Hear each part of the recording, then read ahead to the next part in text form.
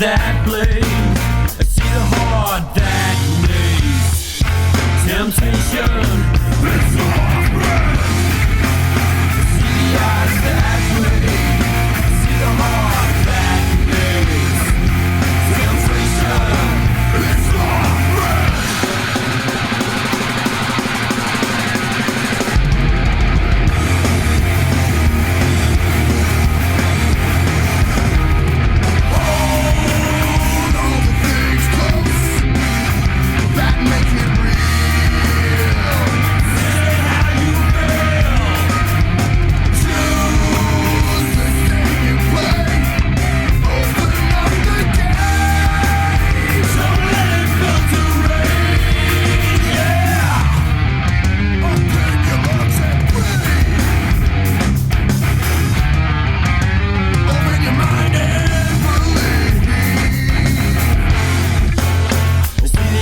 That blade, I see the heart that needs temptation. It's off breath. I see the eyes that bleed. I see the heart that needs temptation. It's off breath.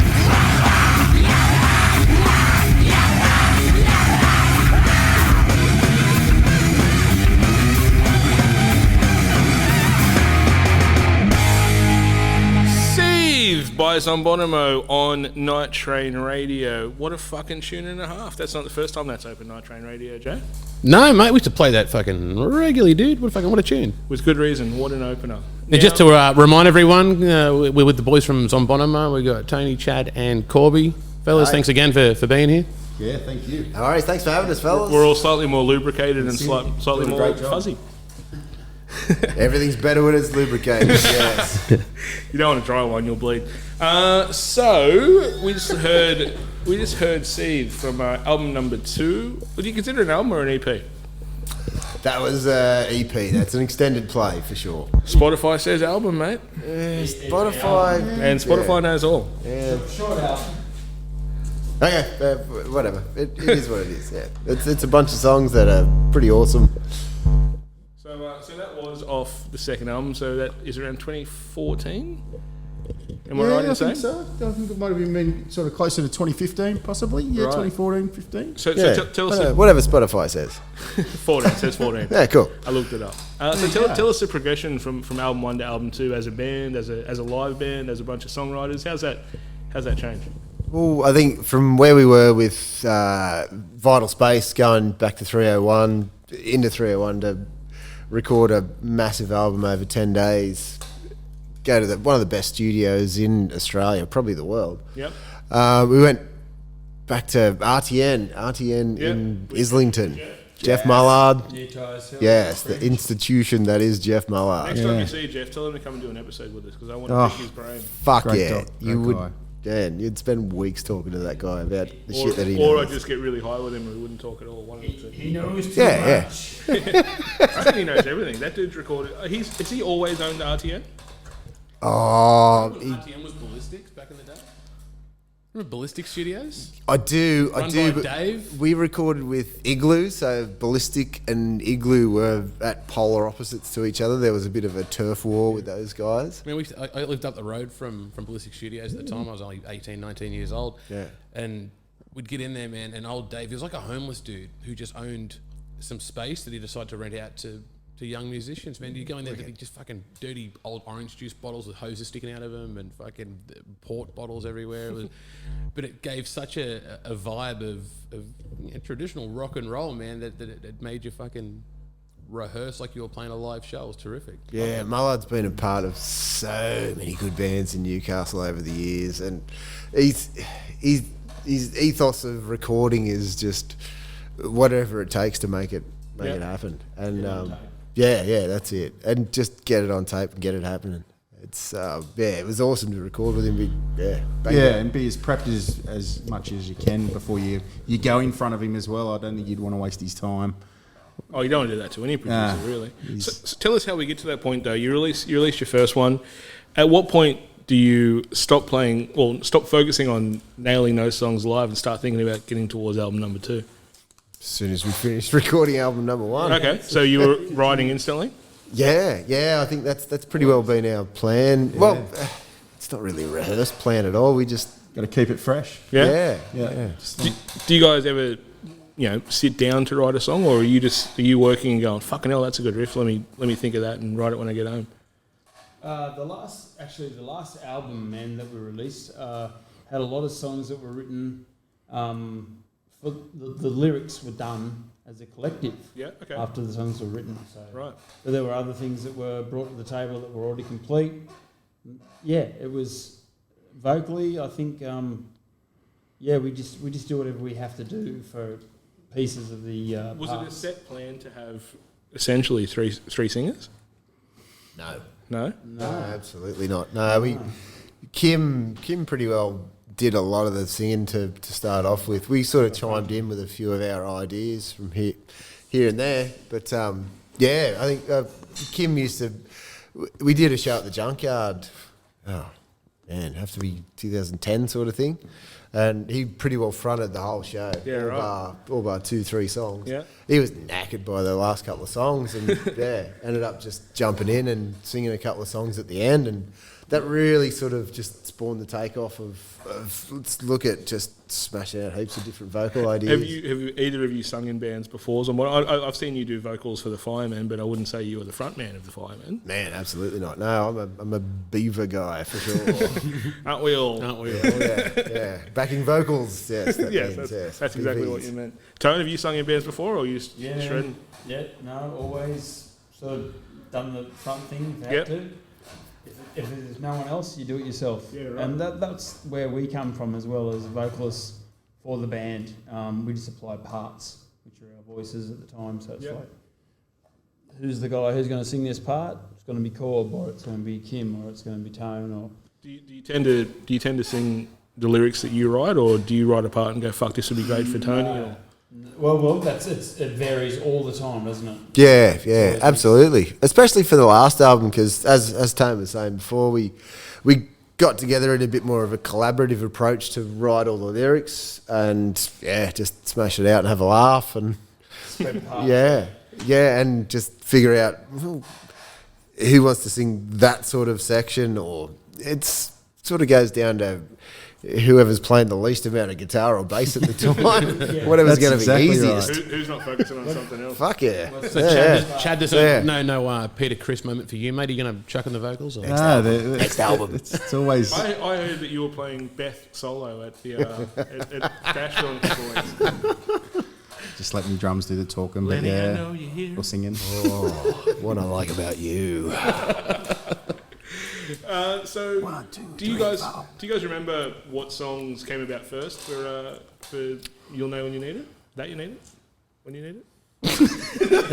You'll know when you need it. What? Yeah. You'll know it. What for that?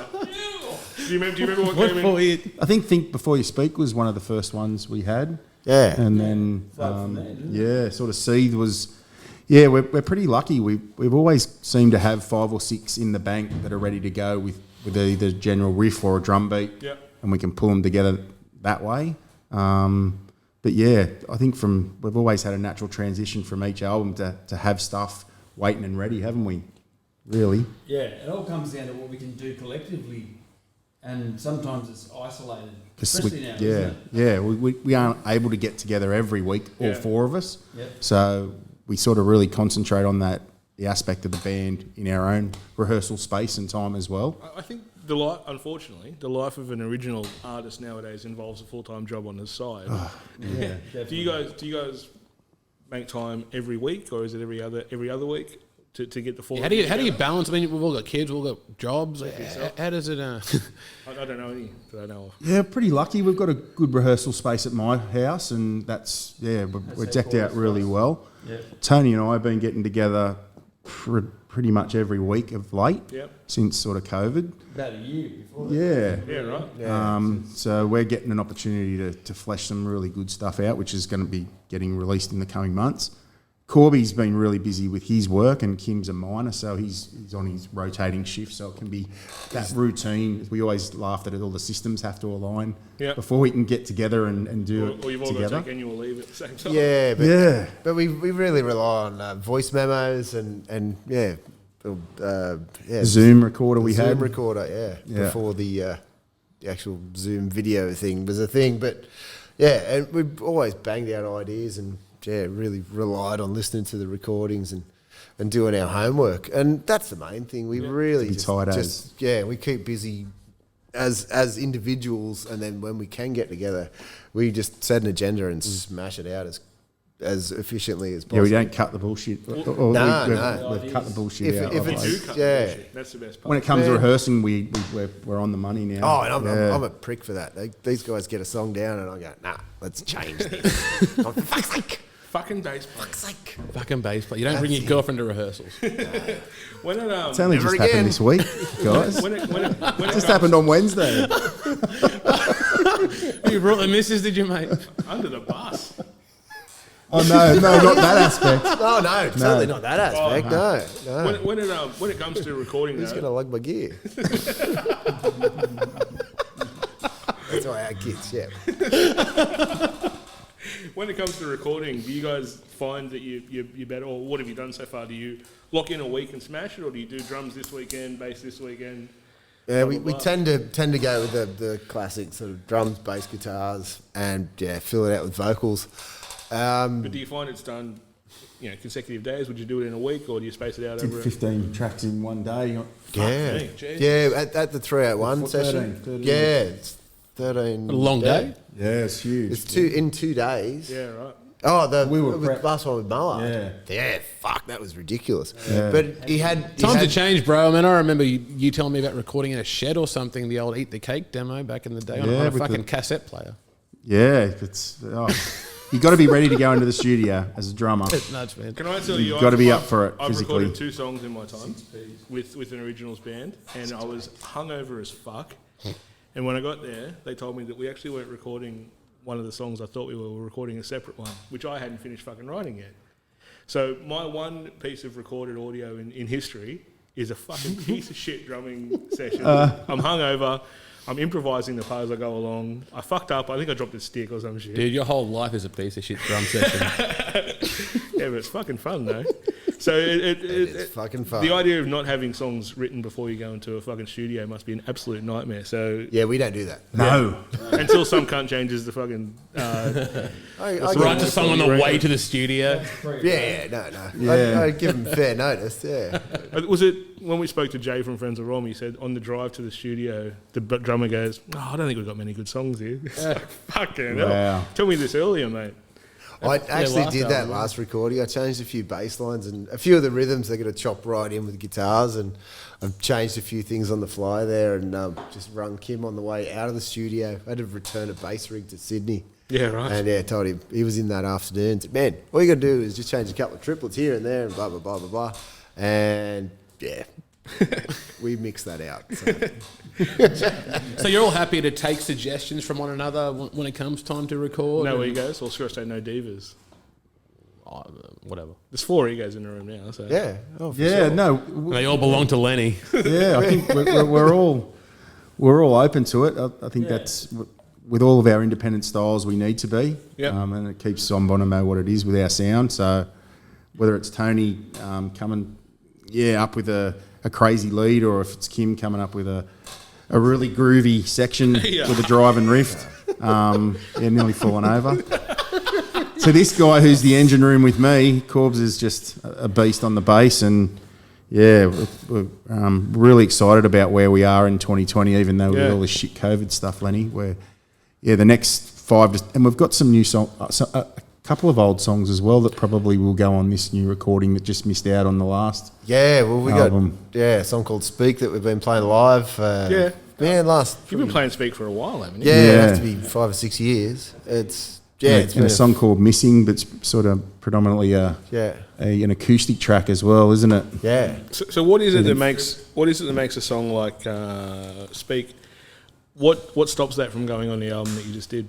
Played it way too fast. We got really excited. Function. Yeah, right. That was you recorded it too fast. You mean? Yeah, it was This is part of the big session that with the last lot of recordings that we did. Yeah, right. for Okay. those tracks. 14, I think. We did one the next day, didn't we? So It was just too 14, too fast. Was it discussed? 14 tracks, Was it discussed to potentially go back and slow it down, or did you go, fuck it, we'll get it next album? Well, we'd had a couple of fuck ups to that point of recording, so we just kept going. We just thought, we didn't. I didn't. The song sounds amazing to listen to it now, but it didn't get remastered. And now that we look back and play it that step back in groove, Lenny, it just gives so much more drive to the song, and we're glad that we didn't put that song on the album. Yeah, right. So it was. Now I could be wrong here. I'm going off Spotify numbers. 5 years between album number 2 and album number 3. Yep. Was that a calculated plan to take longer, or was that just how life worked? Well, I think we took nearly 2 years to record that last album from start to finish. I mean, pre-production. Yeah, from pre-production to finished recording. We'd been writing songs since pretty well when we released You Know That You Need It. And it just took that long to get those songs together. We ended up demoing, 22 songs? Yep. So we had 22 songs. Yeah, that we demoed with Jeff at RTN before we even settled on the last 13, 14 that we were going to run with. Yep. And from 2 years of beginning the recording process to seeing it released, that was huge. That long. Amazing. At that point, assuming you start writing after album number 2, you're a 6-year-old band at the time. Do you find that you're writing a Zombonimo song and you know it's going to fit? Do you kind of know what that sound is that you're looking for now, or? Nah, we just anything that's gonna we just bring an idea to the table, and if it's gonna fly, we say yep, we can do that, or nah, it's just not feeling it. So what's been vetoed? See you later. Just not feeling it. What's been vetoed? Too heavy, too soft, too fast, obviously. Oh fuck yeah! Yeah, there's been a few. Yeah. Yeah. Some things just don't. They're not fitting organically, I guess, as a band. Yeah. They just don't vibe. But they're still all good ideas. We try to break them down sometimes and nick riffs, don't we? And that's a general thing. But at least I could be wrong here, but at least 2 of you are currently in other bands. If we want to call the Beardly Men a band, which we will. You still doing that stuff with Dave? No. It comes up when it has to come up. Yeah, right. The Beardly Man, he's got a good one. It was the Beardly Man, wasn't it? Is that right? The Beardly Man. That's right. And we had the Fermentables and we did things together. But so the stuff that doesn't click with Zombonimo, have you taken it to other? I know you've played in Fireman and a couple of other bands a long time. Does the stuff that not work with Zombonimo work elsewhere for you guys, or do you just scrap it? Oh, they're always still hanging on the sidelines. Yeah. It's just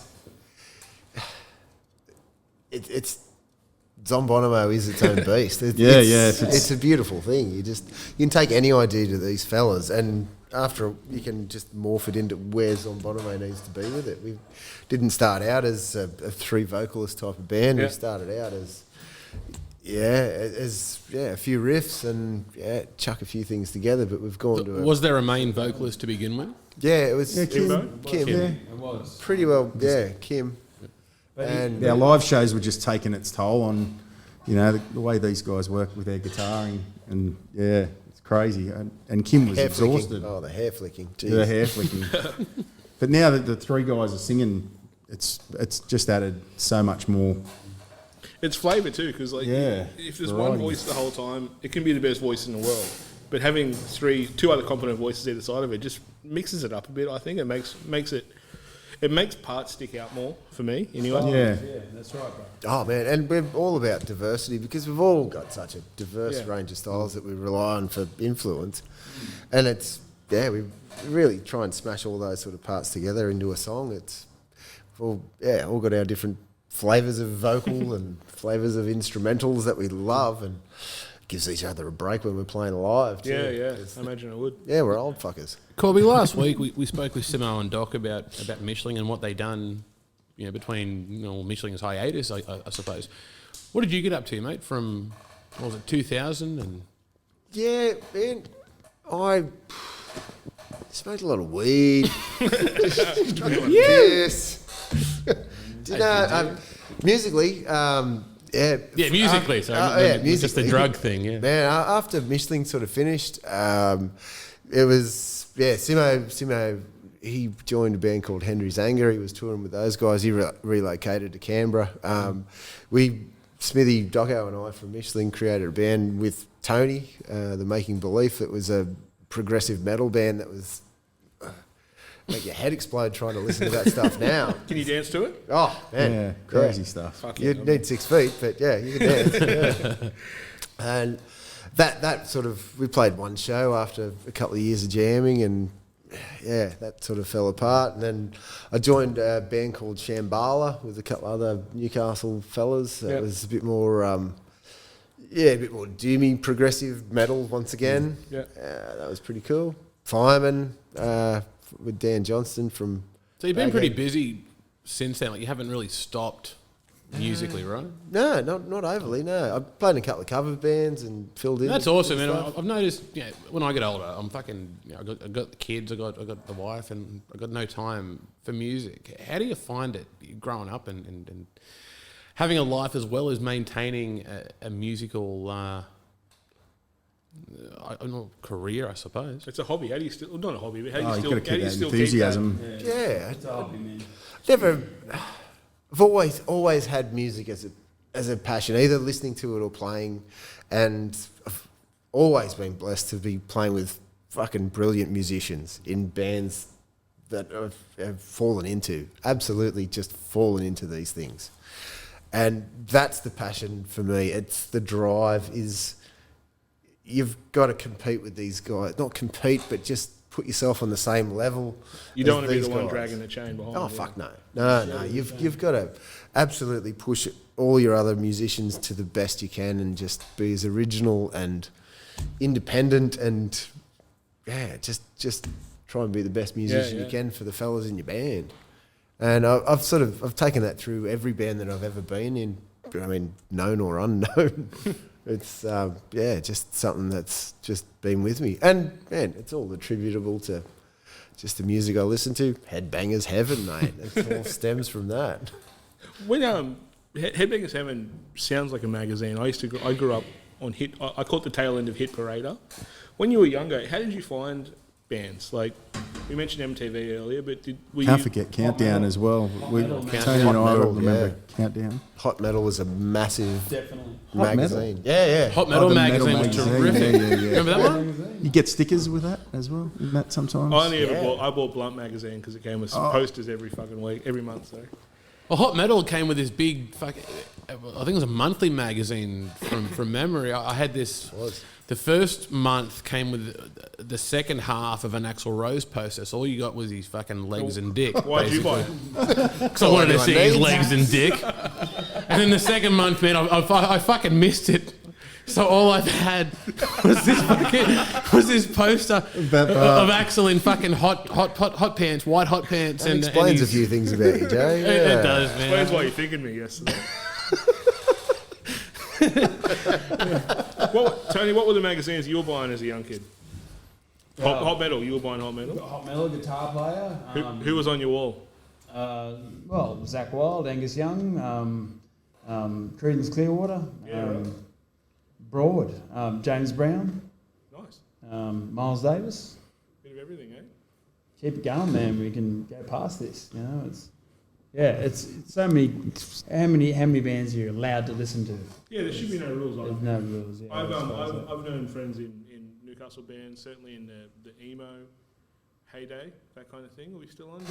Yeah, we're still on. Who, you know, I also knew of new metal bands who fired DJs because DJs weren't cool anymore. Like the fact that bands get to a point where let's do what's cool is fucking shit. Yeah. And it's cool that you guys don't do that. I mean, we're going to play a song soon. Not a traditional heavy metal song, and it brings me up to your lyrics, which are quite a mixed bag. We've got songs about trucks, big rig. Is that one of yours, Corby? That was just an idea that I'd had a day on the couch Wikipediaing serial killers and came across this guy that decked out a semi-trailer as a torture chamber in the US sort of thing. It's really confronting sort of terrible shit, but that was the premise for Big Rig, and Tone just came up with this sort of southerny rock progressive type of thing, and we just smashed it all together. Had a bit of humour to it. Had a bit of when you really know the background of the story, it's a little bit confronting. But and how do we go from just a bit? That's to say the least. How do we go from heavy metal torture Slaughterhouse trucks to a song like Racist, for example? Who brought that to the table? Racist was Kim. Kim's idea, Yep. actually. Very powerful song, and that song for us means a lot. We haven't played it live so much in the last few shows. It's just a beast in itself, big song. But I don't want to speak entirely for Kim on this occasion in the whole idea of it, but it comes from a pretty racist point of view. Of course. So that's why it was written for him. Well, I've spoken before about this. fell over again. Not experienced it, but he's certainly witnessed that kind of thing. It's a kind of a thing. It's great that an album can have serial killer, truck, racist, and then a song like fucking Hillbillies. Where does Hillbillies come from? Oh, that's one of Tone's pieces. Yes. Original days. Oh, we're sharing again. We're sharing. Socially Caring is distant. sharing. That's okay. That's fine. You just don't kiss one another. What are we talking about again? Hillbillies. So tell us how Hillbillies come from. Oh, Hillbillies was. It's always been fun. Yep. So, and I love country music for that matter. Yep. It's fun. So nice to bring that sort of element to the band and try and get our own sound out of country music by creating a track like that. And you've been playing that since I've been seeing you live, which I'm certain was before the second album. It's been around from the beginnings. for a long, long time. Yeah, it was written in the early days. So why did it not make the first two albums? We demoed it a couple of times. Yeah. We just weren't happy with the way it sounded, I guess, coming back at us until around about the time we decided we were going to do the album for... Yeah, I think we decided to really push the tempo in the last couple of years before we recorded it, and really just, I don't know. Tightened it up a bit more. Yeah, really Zombonimo'd it a bit more. And It seems like one of those songs that, as we mentioned earlier, you kind of read the crowd. I mean, you're probably not going to play Hillbillies at a fucking death metal concert, but if you're a more hard rock, dancey kind of crowd, it goes down a treat. It always does. Yeah, get a bit of toe tapping. Yeah, do you ever find that song doesn't necessarily fit the show? If you're about to play it, do you ever go, let's give it a miss tonight? Or? I don't think you ever need to worry about Chicken Wire being there or not. You can play that tune. I'll see it every single time. We have refused to play it in some metal shows. yeah. You have refused? Oh, you can't do it. That's what I said. That's what I'm saying. That's what I'm Oh, yeah. What he said, yeah. Let's have a listen to Hillbillies, see what it sounds like. Tell me why you can't play this at a metal show. get stoned.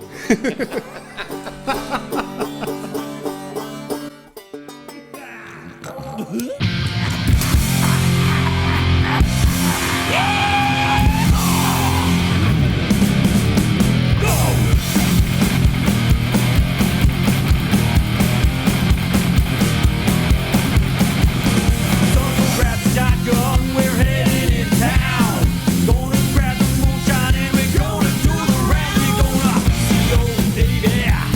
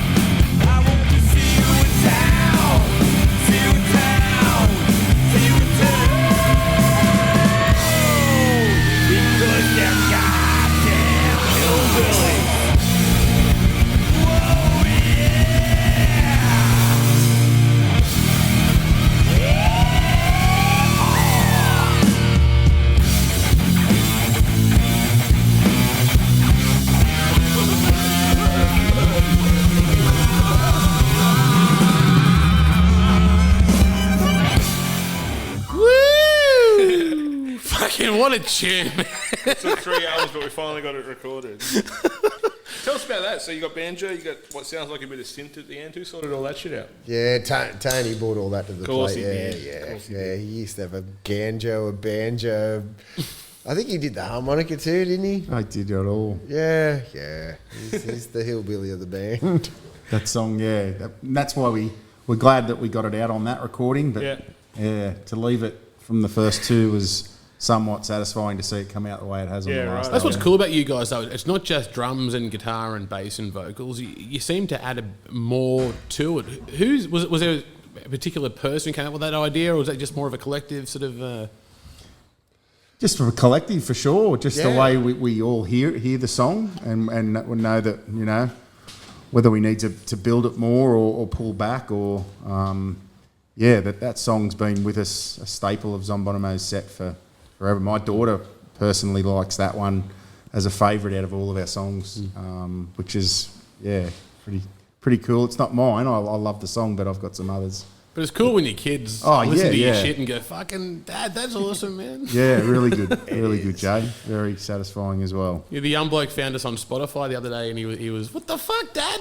Don't swear, fuck. That's where you little cunt. But it's cool, man. The kids get excited about it, especially you make your kids proud about what you've done, and it's a satisfying feeling, you know. Yeah, and music does that for people. And both of your kids play music. They must be pretty fucking cool. Yeah, really good, Lenny. We were talking about that before we started today. They're both doing extremely well with their music, and I couldn't be prouder. And me and my wife, we love it. And I know these boys, even with their family, it's all, artistic sense of someone is very important. Definitely. And music's just great, whether it's listening to vinyl or.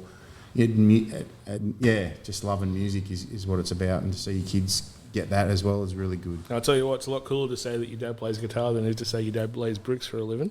So I'm sure it's cool for them as well. I have no doubt they're fucking stoked. Cheers, Lenny. You both of your young ones are gigging, I believe? The young fella's just in year 11. He's sort of playing in 2 bands at the moment. One of which will be playing with us on the 29th of August at Dashville. Oh, we've announced the TBC, have we? Yeah, so that's one of the acts. Another one to be announced. Yeah, so it's his band called Doris, which is they're really good. He's playing drums in that. And my daughter's 19, Connor. She's been performing singer-songwriting and doing really well as well, Lenny. So cool. It's great. Did one of your kids learn guitar from Richard Crowfoot? Was there? Yes. Crowie. Yeah, we know Crowie really well. Man, Richard Crowfoot was my year 4 teacher at school. Legend. Now, he was the guy. When you're a kid, you've got that one dude in your life who shows you music and shows you different things that you weren't around for back then. He was my year 4 teacher, man. He would treat everyone else as though he was a teacher. He'd come to me and he'd swear like a sailor and just be an absolute fucking rock star, you know. The dude would come in and loan me videotapes of Guns N' Roses or Twisted Sister or remember Heart? Yep. Yeah, man, things like that. So Crowie was a massive inspiration for me as a musician back in the day when I was trying to be a big rock star. And it's crazy that 25 years later he's now. He taught both of the kids and still have a bit to do with Crowie. He loves music himself. He's a good dude. And still recording actively and doing his own stuff. So, it's crazy. He's got a I did know the name. Buffalo Crow. Buffalo Crow, that's it, yeah. Check them out on YouTube. Paul Scarabelli? yeah. He was hanging out. P-Scabs? Yeah, P-Scabs was... who got you guys into this? Were your parents all big music fans as well, or...? Yeah, man. Collectively, all of us. Yeah. Massive music. Tony, can you give us to share a mic? Is that cool? Sharing again? There we go, yeah. Come and share my mic, yeah. Collectively, I think our parents all influenced us hugely with everything we're into. Do you guys find that the shit that they played that you thought was lame at the time, you now really fucking enjoy? No. What did you hear growing up? It was always fucking cool. Yeah. I was a 15-year-old kid listening to punk and metal, and I'm going, fucking pop, turn Charlie Pride off. Yeah. Mum, turn Bay City Rollers off. Oh, what? You got to kiss an angel good morning. Mate, nowadays I fucking love it. I love it. All I this hated shit. this shit, man. I was just too cool at the time. I Bay could City never... Rollers. ball with the best of them. I could never tell my Rebellion. mates at school that I like Charlie Pride. I get knocked Rebellion. But no, man, I mean, personally, Gin my and Dean. folks are into, Led Zeppelin, Deep Purple, man, War of the Worlds, that sort of War of stuff. the Worlds. Yeah, It's, nice. Correct. Big had a pretty Pink good Floyd. update. Yeah, I remember my old man playing Inagata Davida on a trip to Maitland, and it took the entire trip from Newcastle to Maitland to listen to this fucking song. Bit of rock and Yeah, all roll that's it. there. This is the side B, and here we go. On the flip side, do you guys see many younger bands nowadays that you think, fucking hell, they're fucking good? Man, I'm I talking- personally don't get that much of a chance to get out and see local young bands, but man, there's just so much talent kicking around there. I mean, We always talk about, well, we spoke about it last week, that Maitland just is a fucking untapped resource of talent. Everyone goes, oh, Newey's the place for music. But if you look in Maitland, you've got metal bands, you've got some acoustic stuff, you've got country stuff coming out there. There's so much fucking talent that no one knows exists. Because probably places like Queen's Arms aren't around anymore to really push it all, unfortunately. I mean, you've got the Junkyard. There's not much else going on for Maitland talent. Did you guys always find that it was always a pretty crowded scene of talented musos? Oh, there was always, Back when I then was it growing was. up, there was always talented people, whether it was Marty Burke and, Everywhere. the Jamie Stocks, a lot of guys from... Tej, Yeah, jeez. Tej. Yeah. Totally. Well, I Nick Rashkin. maintain Tej is Maitland's most valuable player. Holy fuck, man. The That dude guys knows everything, can play everything, Yeah, can sing man, everything. phenomenal. can shred like fuck too. Have you Yeah, guys yeah. seen the ones? I've not seen him on guitar, but I've seen him play Grandmaster. Is it Grandmaster Flash? The Message? Yeah. saw And hold down the bass line while delivering Whilst doing the vocal. entire played the drums yeah. with them. Yeah, man, he through the Michelin days, he used to live in a share house at the old Exchange, just up the road from Chad's place at the moment. But he lived there with 5 other musos, all disco, Stocksy, Doco was in a room there. And man, all the Michelin shows from about my 3rd Michelin show through, he just said, man, here's me Ernie Ball Stingray. Borrow that guy. Yeah, and fuck. man, I've played every Michelin show with that bass. He's still playing it today, and it's a weapon. Because I've become great mates with your discos and your Tejas and your Marty Burks and all that kind of thing. And to me, it just seems like you all just lived together and played music and had the best time of your life. That's about it. Yeah, it was fucking awesome. It's awesome. Yeah, and a share house like that, it's Berkey was in one of the rooms there, and so many Baffle, man. Baff, yeah, Steve definitely Kidney, Baff. yeah, he's Part the of head my music career. teacher at Yeah, talented. Hunter Valley Grammar at the moment. At least a few of those names are still playing Weapon. music, which is good to see. all of them. Marty Burke's in God knows how many bands, and Tej is in God knows how many bands, and Disco's still playing whenever he can. Yeah. What did you guys all go to school together or just live together? No, those guys are heaps older than me. Yeah, we went to the same high Me too. school. So Kim originally came from Mackay and sort of went around the countryside, whether it was WA with his job or Tassie. Yeah, Tony's sort of speak for himself, but where have you? With what? Oh, With who? We sort of met Tony through through Doco when Michelin finished. Doco was playing in a cover band with you. Expose. Yeah. Yeah, we ended up doing the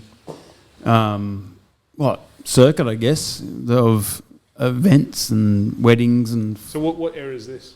Mid-90s? this is late 90s. Late Okay. 90s, Um, early 2000s. Yep. And Corb was starting to actually start writing for that band as well, because Doco was a part of the situation. So I believe you played with Doco. You guys were playing Racy and all that kind of stuff. We fucking were, man. What's on the set list for an early 2000s covers band?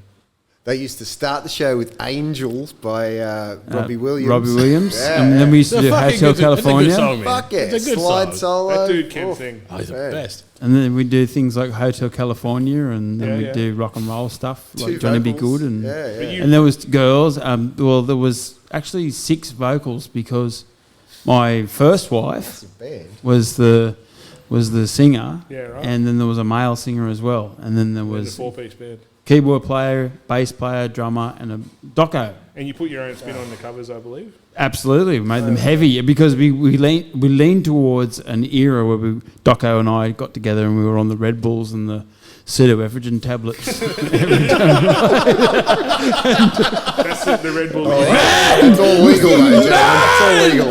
That's the Red Bull you drink great. through a straw. So we made sure that all of our covers were heavy, and Paul Felton was on keys, and he loved doing fucking hell, man. Oh, they had a It was dueling so lead good. thing going, keyboards and guitars. Yeah, Holy, could like Deep shred Purple. on. Paul Felton was unreal on fucking keyboards, man. Like seriously, I had in mind. If you recall the beginning of the album, I had him in mind when we did our keyboard thing. Yeah, right. Okay. To start the I love him so much, man. He's been a great influence on me, but. Fuck, I've worked with some people, mate. I love that you mentioned pseudoephedrine and Red Bull because I often feel like They're my biggest I influences. feel like I was born just a little bit too late to truly appreciate pseudoephedrine and Red Bull. What? Tell us about some of the wildest gigs you've played, be it Zombonimo or be it Shambhala or any of the other bands that you mentioned.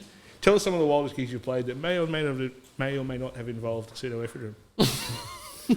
I don't think I was in those days then, but I'm pseudoephedrine. What was that gig that Kim, you were talking about it before. When did he split his head open? Was that at a gig? Yeah, when we played in Sydney on like 5 minutes before our first Sydney show. The Valve Bar. The Valve Bar. He went down and he split his head open. Something terrible. We had to bandage him up and put a headband on him. Just go. Yeah, you had Just play. And then knocked him out.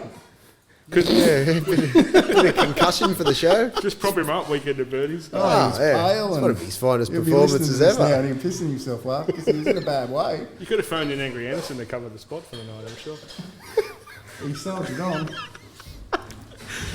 Similar haircut? Nah. When we spoke with Simo, he mentioned. Now I'm going to forget this dude's name. Johnny Purcell.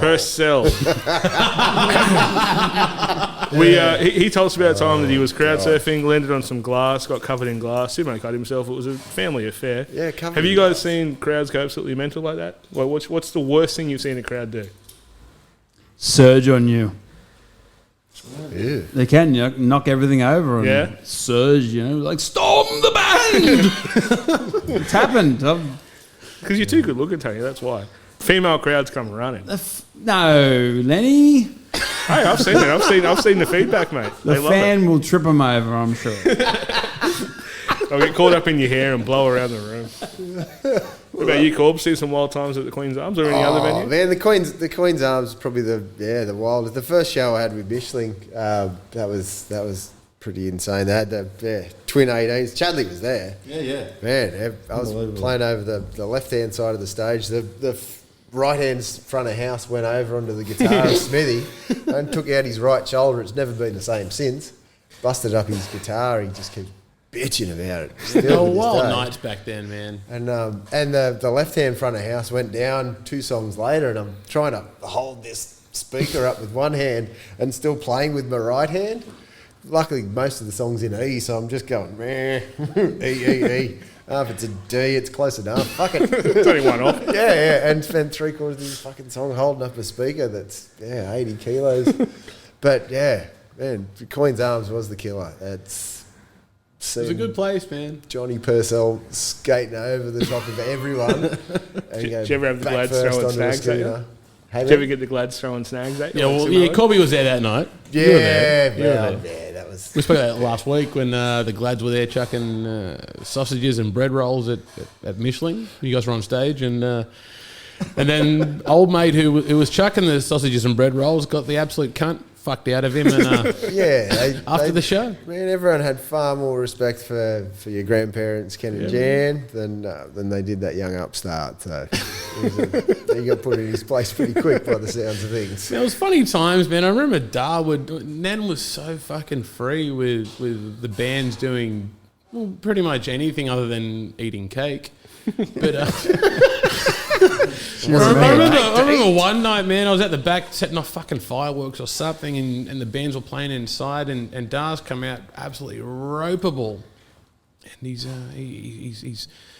all Scottish skin, so when he was cranky, he was just fucking bright red. I said, Dar, what's up, mate? He goes, there were people fornicating in the staircase. And he was absolutely fucking off his head. Nen was pissing herself laughing. She thought it was hilarious. And then he said, "So James and Anthony are banned for life." Not again, boys. Man, like fucking, it was the best time, but Dar being so conservative, it sort of it made things even funner, to be honest, man. It was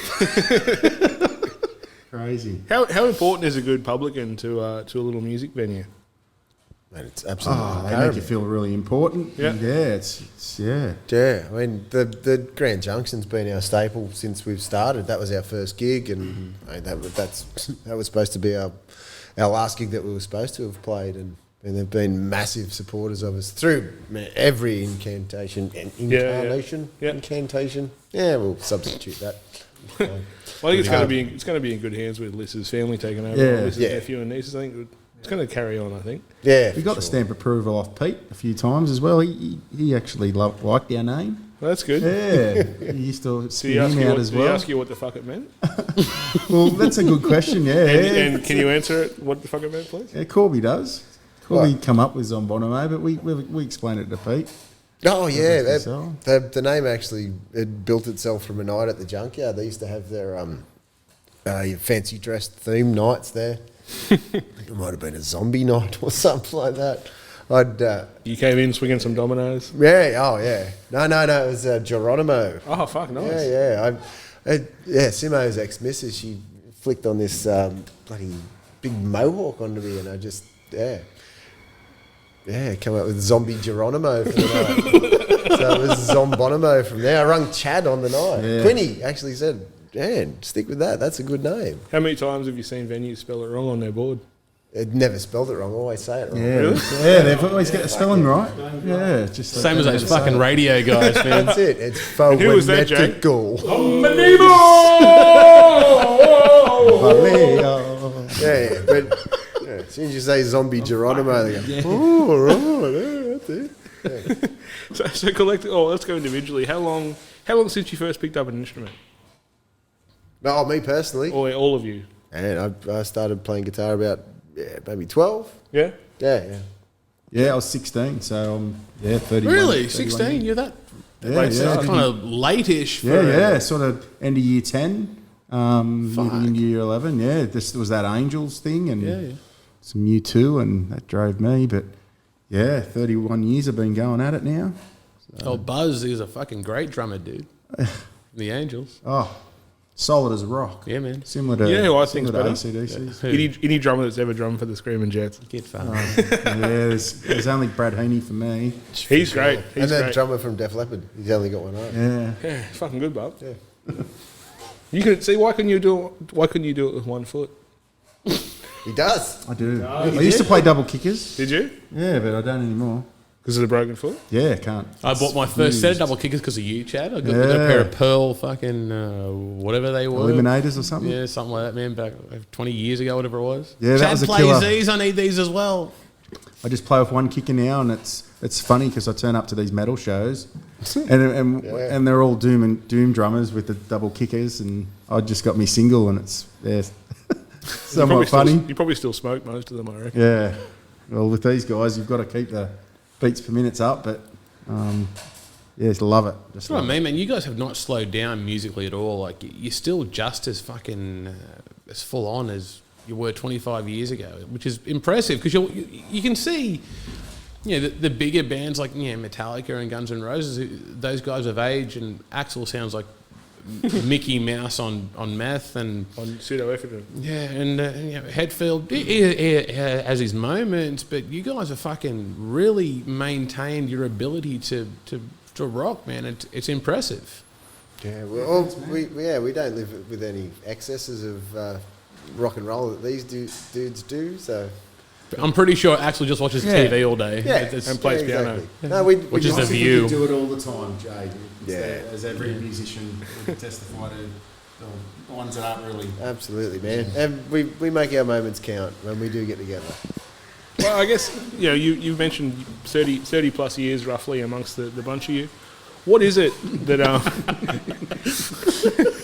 The humour. Sherry Mike's has got its perks. Oh, it's all I right. didn't even know I had headphones before. I've got one headphone off and I'm just going, yeah, Correct. man, that sounds great. Right. Can I tell you a story about not realising you got headphones on? 1.5. Jay once ate half a banana before realised he was eating a banana. Did you hear that, Chadley? What was that? Yeah, you said you forgot you had headphones on? Yeah. Jay once ate half a banana before he realised he was eating a banana. Yeah, pretty much. I got well baked, and then apparently the missus asked me to get the young bloke some fruit. So, by all accounts, I got him a banana, and I'm sitting there. I'm watching whatever the fuck was on the telly. Thanks, buddy. Whatever's on the TV, and all of a sudden I've realised I'm halfway through eating a banana. When the fuck did this start? I had no clue. I don't remember eating the banana at all. And first thing I did, instead of giving it to James, I was like, I'll text Lenny, hey man, I'm that stoned, I just realised I'm eating a banana. And it's become this fucking... It's stuck with you. Stuck with me. At least you didn't come home on acid and see the musical episode of McLeod's Daughters and then watch the same episode next day and realise there wasn't a single bit of music in it. Right, guys, 30 years on, why do you still do music? Because it's fucking awesome. Fucking hate Love this. it. Shit. Love yeah. it. Love it. Yep. Do you see yourself slowing down anytime soon? No, not a chance. No. It's every time we can get in there and just... Sometimes I have concerns the body can hold up, being a drummer. We just try to treat this as like a car you take it on a Sunday. Yeah, we're still being productive. And When we still can, like- we get to do it. Yeah. One owner, little old lady. Only drove to church on Sunday. We are the little old ladies now. So, right, worship Satan in a spare time. Yeah.